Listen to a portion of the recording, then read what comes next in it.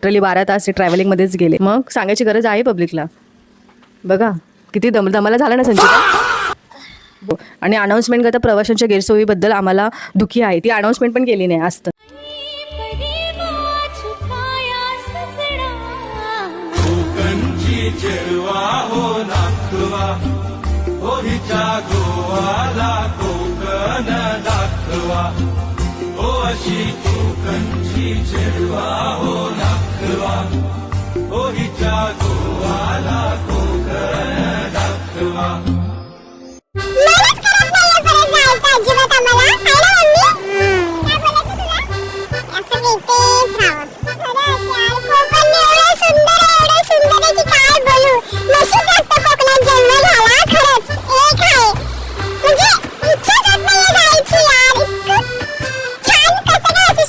फक्त ना इकडची जी वाळू आहे ना, वाळू पाय आपण जसं ठेवतो ना तसं ती वाळू सरकते पायाखालच्या आणि आपण ऑटोमॅटिक पुढे पुढे जातो असं आपल्याला फील होतं. आता मी इकडे उभी आहे, थोड्या टायमानंतर मी थोडं पुढे कशी जाईल ते कळणारच नाही. आणि समुद्राच्या लाटा पण खूप इकडे हाय येतात, त्यामुळे जर कोणी म्हणजे गणपतीपुळेचं यायचं ट्राय करत असेल तर जास्त पुढे समुद्राच्या आत पोहण्यासाठी जाऊ नका, कारण खूप खोल समुद्र आहे असं मी खूप जणांकडून ऐकलंय. सो थोडं स्वतःची काळजी घ्या. एन्जॉयमेंट, मजा मस्ती हे सर्व आलंच, पण स्वतःचा जीव सांभाळून सर्व या गोष्टी करा. ठीक आहे. आपण काय करतो, मस्तीच्या नादात धुंदीच्या नादात एकदम पुढे जातो तर आपल्याला कळत नाही की म्हणजे पाण्याचा फ्लो काय आहे, आपल्याला काहीच अंदाज नसतो ना, आणि कुठला क्षण सांगू नाही शकत कसा येईल. सो जीवाची काळजी घेऊन जे काय करायचं ते करा. जास्त पुढे जाऊ नका. स्वतःची सेफ्टी इम्पॉर्टंट आहे, कारण कसं आपल्या घरी पण कोणतरी वाट बघणार असतं ना, म्हणून. सो येस, एवढं सांगायचं होतं तुम्हाला. आणि मन भरतच नाही अजिबात. असं वाटतं इथेच पाण्याच्या लाटांसोबत खेळावं. एवढं सुंदर लाटा, एवढं स्वच्छ समुद्र. वाव, बघितलं कसं काय होईल मन मुंबईला रिटर्न यायचं एवढं छान सोडून. 9 वाजता हॉटेलमधून चेकआउट करून 11 वाजेपर्यंत बीचवरती टाइमपास करून आता ही पार्टी फॅमिली आली आहे गरमागरम चविष्ट असा नाश्ता करण्यासाठी. गणपतीपुळे बीचपासून थोड्याच अंतरावरती स्वच्छ आणि सुंदर एका मराठी माणसाचं हॉटेल आहे. हॉटेलमध्ये आल्यावरती सर्वात मोठा प्रश्न, ऑर्डर काय करायचं बाई? तर संचिताने ऑर्डर केलाय मिसळ पाव, मी आणि पप्पानी ऑर्डर केलंय पाव भाजी, आणि मम्मीने ऑर्डर केलाय मसाला डोसा. अय्य, तर आता आम्ही डोसून घेतो, खाऊन घेतो. तर पेट पूजा करून आता आम्ही आलो आहोत गणपतीपुळेवरून थेट रत्नागिरीला, आणि रत्नागिरीच्या बस स्टॉपवरती बसून आम्ही टाइमपास करतोय. तर आता आम्ही आलो आहे रत्नागिरी स्टेशनला. आणि ॲक्च्युली काय झालं की आमची ट्रेन खूप लेट आहे, 6:30ची ट्रेन आहे. सो आम्हाला तोपर्यंत रत्नागिरी स्टेशनवरतीच काहीतरी टाईमपास करावं लागेल. म्हणजे आम्हाला रत्नागिरी स्टेशनवरती आता 3 तास काढायचे आहेत. आणि रत्नागिरी स्टेशन बघू शकता तुम्ही, किती छान आणि मोठं आहे आणि एकदम पॉश आहे. म्हणजे असं वाटणारच नाही की हे रत्नागिरी स्टेशन आहे. इथे छत्रपती शिवाजी महाराजांचं आज जयंती आहे, म्हणून त्यांच्या निमित्त काहीतरी प्रोग्राम चालू आहे. आणि हे आहे रत्नागिरी स्टेशन, इतकं मोठं, खूप पॉश आहे ना रत्नागिरी स्टेशन. खूप छान केलं आहे. म्हणजे CST स्टेशन पण इतकं सुंदर नसेल जितकं रत्नागिरी स्टेशन आहे. आणि रत्नागिरी स्टेशनच नाही, रत्नागिरीचे रोड्स वगैरे सुद्धा खूप चांगले आहेत. आणि एकदम म्हणजे आपल्या मुंबई साईडचे रोड पण तसे नाही जेवढे रत्नागिरीमध्ये आहेत. गावागावामध्ये एवढे सुंदर विदाऊट एनी खड्डा रोड केले आहेत. नाहीतर आमचं दिव्यामध्ये नुसतेच खड्डे खड्डे खड्डे. डोंबिवलीमध्ये पण सेम, ठाण्यामध्ये पण सेम, पण इकडे तसं बिलकुल नाही आहे. सो ही एक गोष्ट मला इकडे खूप आवडली. म्हणजे छान केलं आहे, जे पण डेव्हलप केलं आहेत ना ते खूप छान केलं आहे कोकण रेल्वे यानं. तर या बघू आता 3 तास कसे जातील ते. संचिता कुठे गेली ग? गरम वगैरे काहीच होत नाही आहे, मस्त हवा लागते. आणि आमचा अवतार बघा कसं झालं आहे. संचिता कुठे गेली मम्मी? इथे रेस्टॉरंटसुद्धा आहे कोकण स्वाद करून, तर तुम्हाला जेवायचं वगैरे असेल तर तुम्ही ते जेवू पण शकता. सो एवढंच.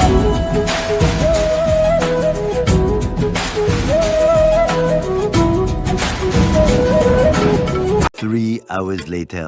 ट्रेनवरती उभं होत आणि अजून ट्रेन नाही आली. ट्रेन लेट आहे खूप. आमची 6:30ची ट्रेन आहे, ती 8 वाजता येणार आहे लिटरली. म्हणजे जवळजवळ 1.5-2 तास लेट आहे ट्रेन. सो हे इथे आम्ही स्टेशनला येऊन बसलो आहे, वेट करतो आहे. की ट्रेन कधी येईल याचा, पण अजून ट्रेनचा आता पता नाही. पप्पा पाण्याची बॉटल घेऊन आले. खूप लोक आहेत बिचारी, वेट करते ट्रेनचं हाच प्रॉब्लेम असतो की ती लेट असते, बस बाकी काय नाही. जवळजवळ 3.5-4 तास झाले आम्ही इकडे स्टेशनवरतीच बसून टाइमपास करतोय. सो या तुम्हाला अपडेट देत जाऊ आम्ही जे काय असेल ते.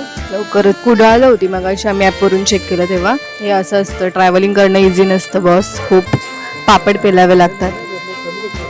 आणि पप्पांना मस्करी सुचते इकडे, आम्ही टेन्शनमध्ये आणि पप्पांना मस्करी सुचते जाम. आपली नाही आहे ती. 2 hours later. एव्हाना आम्ही एखाद्या मालगाडीत जरी बसलो असतो ना तरी सकाळपर्यंत आम्ही मुंबईला टच झालो असतो. आता वाजले आहेत रात्रीचे 8 आणि अजून सुद्धा ट्रेनचा आता पत्ता नाहीये. आता फक्त मच्छरांशी गप्पा मारायचं बाकी राहिलंय. ॲपवरती दाखवत आहेत की ट्रेन रत्नागिरी जवळच आहे. मग आम्हाला दिसत का नाही आहे ट्रेन? कुठे आहे ट्रेन? अदृश्य बिदृश्य झाली की काय? भाई भेजो जल्दी कोई तो, किंड्या पिंड्या किया क्या मोटरमॅन को. आता लाचे एकच ऑप्शन, मिस्टर इंडियाचा चष्मा पेशमा लावून बघावं लागेल की काय ग बया. तर फायनली रात्री 10 वाजता ट्रेन ठुमकत रत्नागिरी स्टेशनला पोचली. आम्हाला टेन्शन होतं की कधी ट्रेन येणार, कधी आम्ही जाणार. आता आम्हाला टेन्शन आहे बया, रात्री 12 नंतर कसं थांबणार आम्ही स्टेशनवरती. स्टार्टिंगला मोटरमॅननी एवढी फास्ट ट्रेन चालवली जणू जापानची बुलेट ट्रेनच आहे. आणि नंतर अर्धा तास ट्रेन प्रत्येक स्टेशनला थांबवली. आयुष्यात फर्स्ट टाइम रात्र एवढी मोठी वाटत होती आम्हाला. तुम्हाला तो नायक मूवी माहितीये, त्याच्यामध्ये कसं एक दिवस संपत नव्हता CM बनण्याचा, तशी आमची ही एक रात्र संपत नव्हती ट्रॅव्हलची. एनीवेज हमरे को तो अभी लवकरात लवकर घर पोचना है भगवान. ठाणे स्टेशनला सकाळी 5 वाजता उतरून 5:15ची पहिली कसारा लोकल आम्ही पकडत आहोत. तुम्हाला खरं सांगू, मोबाईलच्या चार्जिंग प्रमाणे ना आमची सुद्धा चार्जिंग लिटरली उतरलेली आहे. दुःख के दिन बीते रे भैया, अब सुख आयो रे. आता थोड्याच वेळात आम्ही पोचणार आहे आमच्या घरी आणि घरी पोचल्यावरती मस्त फ्रेश आणि रिलॅक्स होणार आहोत. खरं सांगू मित्रांनो, शेवटी आपलं घर हे आपलंच असतं. इतकं ट्रॅव्हल करून शेवटी आपल्या घरी पोचल्यावरती जे आपल्याला सुख आणि समाधान मिळतं ना, हे तुम्हाला मी शब्दात नाही सांगू शकत. तर गुड मॉर्निंग गाईज. आणि आता वाजलेत सकाळचे 6 आणि काल जे आम्ही बसलेलो ना स्टेशनला, ते आज दुसऱ्या दिवशी सकाळी 6 वाजता आम्ही घरी पोचलो आहे. कारण जी आमची ट्रेन होती जनशताब्दी, जी की रत्नागिरीवरून येणार होती, ती इतकी लेट होती. 6:35ची ट्रेन 3 तास लेट आली. आधी आम्हाला इंडिकेटरवरती दाखवलं की 7 वाजता येणार, त्याच्यानंतर 7:45ला येणार, त्याच्यानंतर दाखवलं की 8:17ला येणार. मग अनाऊन्समेंट झाली, मग 9 वाजता आम्ही वेट केला की 9 वाजता येईल. रात्रीचे 9:30 झाले तरी ती ट्रेन आली नव्हती. आणि फायनली 10 वाजले तेव्हा ती ट्रेन आली. तर आली, स्टार्टिंगला खूप फास्ट चालली, त्याच्यानंतर जी स्लो झाली म्हणजे सिग्नल लागलं आणि थांबली आणि बाकीच्या ट्रेनला तिने जायला दिलं. म्हणजे आम्हाला सिग्नलला अर्धा तास, एक तास ट्रेन थांबून ठाणा स्टेशनला आली 5 वाजता.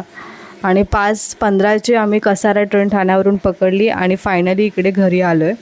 अक्षरशः खूप दमलो आहे, चिडचिड खूप होते कारण प्रवाशांचा अजिबात विचार नाही केला. थोडा तरी त्यांना विचार करायला पाहिजे होते की लहान मुलं, बायका, म्हातारी माणसं एवढं सामानासकट कसं एवढं रात्रीचं जाणार. लांबून लोकं आलेली. आणि 1 तास उशीर समजू शकतो, 2 तास उशीर समजू शकतो, पण तुम्ही 4 तास गाडी लेट करतात आणि त्याच्यानंतर वरून सिग्नलला थांबवतात सुद्धा. म्हणजे हे तर खूप चुकीचं झालं. तुम्ही म्हणजे असं होत होतं की आमची ट्रेन थांबत होती आणि बाजूच्या मालगाड्या, बाजूच्या एक्सप्रेस या ट्रेननं जाऊन देत होती. का माहिती का, ट्रेनमधली माणसं, मी व्हिडिओ नाही शूट केला, पण ट्रेनमध्ये एवढी माणसं वैतागलेली ना, लिटरली रुळावरती जाऊन उभी राहिलेली. आणि अनाऊन्समेंट करता प्रवाशांच्या गैरसोयीबद्दल आम्हाला दुःखी आहे. ती अनाऊन्समेंट पण केली नाही असतं. आमचा अवतार बघून समजू शकतात की किती वैतागलो आहे. आमचा लिटरली 12 तास हे ट्रॅव्हलिंगमध्येच गेले. आता परत ट्रेन बुक करताना आम्ही 10 वेळा विचार करू. कोकण कन्या एक्सप्रेस फास्ट असेल ना तशा ट्रेन आम्ही बुक करू. असं एकदम स्लो, कारण जाताना पण तसंच लेट झाला, येताना पण सेम तसाच लेट झाला. सगळं टाईम आमचा त्याच्यात जाण्या येण्यातच गेला वेस्ट. सो नेक्स्ट टायमाला जरा आम्ही विचार करून बुक करू. आणि आता आलो आहे, दमलो आहे, फ्रेश होतो. आम्ही जेवलोसुद्धा नाही, तसंच आहे. रात्री जे काय ट्रेनमध्ये खाल्लं तेच, बाकी उपाशीच आहोत आम्ही एवढा टाईम. आता झोपतो. झोप बिलकुल नाही झाली आहे. ट्रेनमध्ये जागा वगैरे सर्व भेटलेली, पण झोप इतकी येत होती, पण त्या ट्रेनचा गडगड गडगड गडगड आवाज, तर झोपच आली नाही. सो आता झोपतो, आराम करतो. मग सांगायची गरज आहे पब्लिकला. बघा किती दमाला झालं ना संचिता. बोल, दमाला झालं ना. ते बघा आमच्या बॅगा सगळ्या अस्ताव्यस्त सगळं पडलं. मी म्हटलं मी फ्रेश नंतर होते, आधी व्हिडिओ करते आणि तुम्हाला सांगते की बघा केवढा लेट केला त्या गाडी. आणि हा ब्लॉग तुम्ही एंडिंगपर्यंत बघितला त्यासाठी खूप खूप धन्यवाद. आणि असंच सपोर्ट करा. आणि ब्लॉग आवडला असेल तर लाईक, कमेंट आणि शेअर करायला विसरू नका. भेटूया असंच पुढच्या ब्लॉगमध्ये. आता पुढचं कधी कुठे जायचं प्लॅनिंग होतं आहे, आय डोंट नो. बट आतापुरती या व्लॉगला खूप सारं प्रेम द्या आणि बघत राहा Harshita Pate vlog. See you in the next video. तब तक के लिए बाय बाय.